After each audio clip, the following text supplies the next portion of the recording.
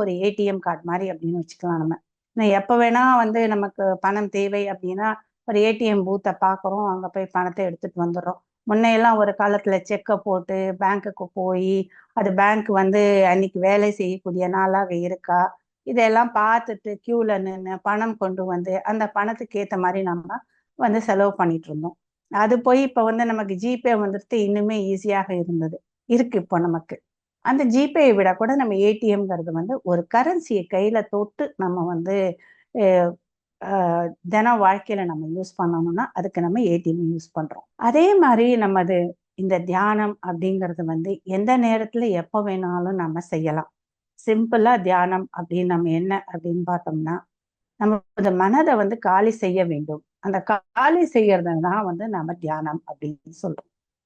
அதாவது மனசுல ஒண்ணுமே கிடையாது, காலி, எதுவுமே கிடையாது, டப்பா காலி அப்படிங்கிற மாதிரி இது ஃபுல்லாவே காலி பண்றது தான் இந்த தியானம். சுருக்கமாக நம்ம சொல்லணும்னா எதுக்கு நம்ம மனதை வந்து காலி பண்ணணும், அது பாட்டுக்கு அது இருந்துட்டு போலாம்ல அப்படின்னு நம்ம நினைச்சுக்கலாம்.